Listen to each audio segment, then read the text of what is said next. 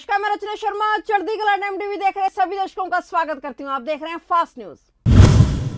देश में कोरोना के मामले थमने का नाम नहीं ले रहे। पिछले 24 घंटे में कोरोना के 2,64,202 नए मरीज सामने आए हैं। यह आंकड़ा कल यानी गुरुवार के मुकाबले 6.7% ज्यादा है। इसी के साथ भारत में अब कोरोना की संक्रमण दर 14.78% हो गई है। वहीं देश में नए वेरिएंट ओमिक्रॉन के मामले 5,753 हो गए हैं। बता दें कि आज कल से 16,785 ज्यादा मामले सामने आए हैं। कल कोरोना वायरस के 2,47,417 मामले आए थे।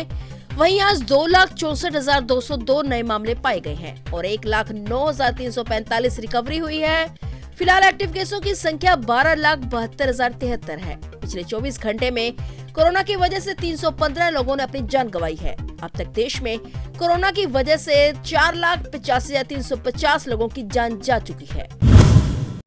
गुवाहाटी बीकानेर रेल हादसे में जान गंवाने वालों की संख्या अब 9 हो गई है। वहीं 36 घायलों का इलाज जारी है। गुरुवार को पश्चिम बंगाल के जलपाईगुड़ी जिले में मायानगरी के पास ट्रेन के 12 कोच पटरी से उतर गए थे। केंद्रीय रेल मंत्री अश्विनी वैष्णव आज शुक्रवार को घटनास्थल पर पहुंच रहे हैं। साथ ही राष्ट्रपति रामनाथ कोविंद और उपराष्ट्रपति एम वेंकैया नायडू ने घायलों के जल्द स्वास्थ्य होने की कामना की।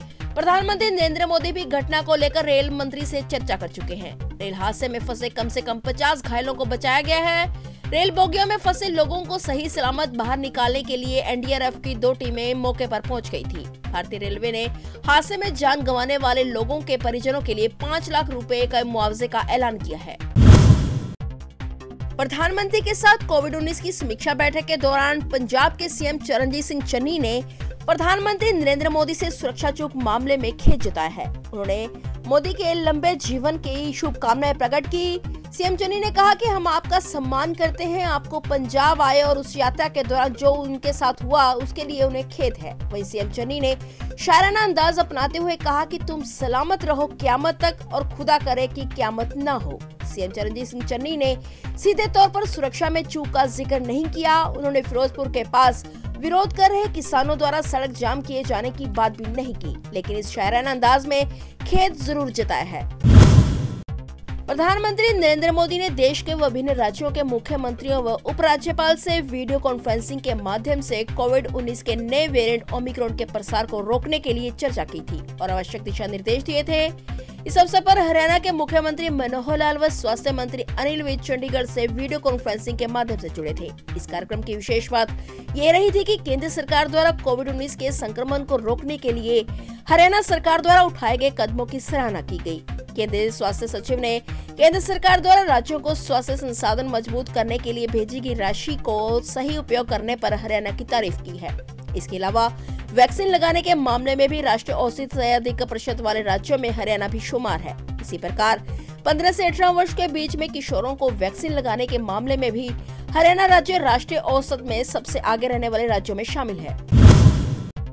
उत्तर प्रदेश चुनाव के लिहाज से भारतीय जनता पार्टी की चुनौतियां कम नहीं हो रही हैं। ताजा खबरें बता रही हैं कि प्रदेश में भाजपा के सामने सिर्फ भागते पार्टी छोड़ते नेताओं की चुनौती नहीं है, बल्कि एक और भी है जिसमें पार्टी के तमाम समीकरण गड़बड़ाते हुए नजर आ रहे हैं। इस चुनौती का संकेत उत्तर प्रदेश भाजपा के अध्यक्ष स्वतंत्र देव सिंह के एक ट्वीट से भी मिलता है। यह ट्वीट उन्होंने गुरुवार को किया। इसमें लिखा कि पहले की किन्हीं भी सरकारों ने अन्य पिछड़ा वर्ग को सामाजिक, आर्थिक और राजनीतिक प्रतिनिधित्व उस तरह से नहीं दिया जैसा भाजपा सरकार ने दिया है। हमारे लिए पी का अर्थ पिछड़ों और उनके कल्याण से है। अन्य के पी का मतलब पिता, पुत्र और परिवार से है। इस तरह उन्होंने अपने ट्वीट के अगले हिस्से में समाजवादी पार्टी पर निशाना भी साध लिया, जिसमें भाजपा के कई चर्चित नेता शामिल हो चुके हैं। जब से चुनाव आयोग ने उत्तर प्रदेश चुनाव का कार्यक्रम घोषित किया है, प्रदेश के अब तक 10 से करीब ज्यादा विधायक, मंत्री आदि भाजपा छोड़कर सपा में शामिल हो चुके हैं। संयुक्त राष्ट्र की एक रिपोर्ट में कहा गया है कि भारत में कोरोना वायरस से एक बार फिर से तबाही मच सकती है। संयुक्त राष्ट्र के मुताबिक एक बार फिर से डेल्टा वेरिएंट की तरह हालात बिगड़ सकते हैं। रिपोर्ट के मुताबिक अप्रैल और जून 2021 के बीच कोविड-19 के डेल्टा वेरिएंट की घातक लहर में 2,40,000 लोगों की मौत हो गई थी और आर्थिक सुधार बाधित हुआ था।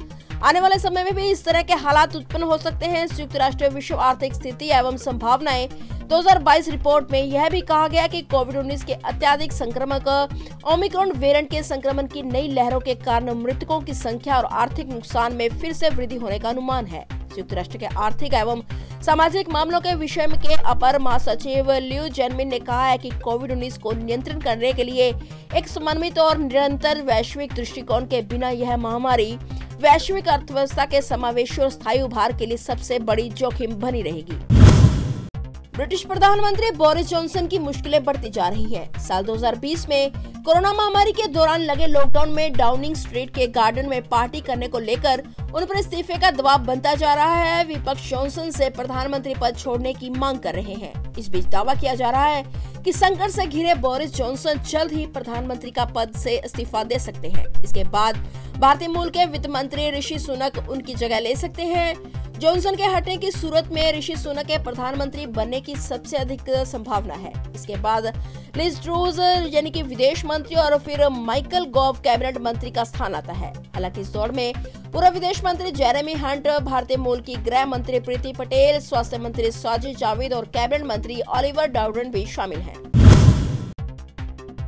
समाजवादी पार्टी के सांसद आजम खान के बेटे अब्दुल्ला आजम खान कभी भी जेल से बाहर आ सकते हैं। अब्दुल्ला आजम खान को सभी मामलों में जमानत मिल गई है और वह आज या कल में सीतापुर जेल से रिहा हो सकते हैं। गलत जन्म प्रमाण पत्र के मामले में इलाहाबाद हाईकोर्ट ने उनकी विधायकी छीन ली थी। अब्दुल्ला आजम फरवरी 2020 से ही सीतापुर जेल में बंद है। हालांकि रिहाई के बाद वह चुनाव लड़ेंगे या नहीं, अभी इसे लेकर सस्पेंस बना हुआ है।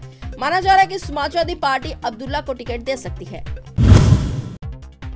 पूरे उत्तर भारत में जहां ठंड का प्रकोप जारी है, वहीं भारतीय मौसम विभाग ने देश के कई हिस्सों में ठंड के बढ़ने और बारिश होने की संभावना जताई है। मौसम विभाग के मुताबिक आज बिहार, झारखंड, ओडिशा, पश्चिम बंगाल और सिक्किम, तेलंगाना और तटीय आंध्र प्रदेश में हल्की या मध्यम बारिश हो सकती है। वहीं अरुणाचल प्रदेश के कुछ इलाकों में 14 और 15 जनवरी को बारिश होने की भी संभावना है। असम, मेघालय, नागालैंड, मणिपुर, मिजोरम और त्रिपुरा में भी बारिश हो सकती है। इसके अलावा तमिलनाडु, पुडुचेरी, कराईकल, केरल और माहे में भी आने वाले दिनों में गरज के साथ बारिश हो सकती है। उत्तर पश्चिम राजस्थान, पश्चिमी उत्तर प्रदेश और पश्चिमी मध्य प्रदेश में शीतलहर जारी रहेगी और इससे इन इलाकों में ठंड भी बहुत बढ़ेगी। वहीं आने वाले 2 दिनों में गुजरात, पंजाब, हरियाणा और चंडीगढ़, पश्चिम उत्तर प्रदेश, मध्य प्रदेश, उत्तर राजस्थान में सर्दी के बढ़ने के भी आसार हैं। मौसम विभाग ने बताया है कि पश्चिमी हिमालय क्षेत्र, असम, मेघालय, नागालैंड, मणिपुर, मिजोरम और त्रिपुरा में बेहद घने कोहरे के कारण ठंड बढ़ने की संभावना है। वहीं आज जम्मू कश्मीर, लद्दाख, गिलगित, बाल्टिस्तान और मुजफ्फराबाद में बारिश और बर्फबारी हो सकती है। फिलहाल फास्ट न्यूज में इतना ही। तब तक के लिए देखते रहिए चढ़ती कला टाइम टीवी और मुझे दीजिए इजाजत। धन्यवाद।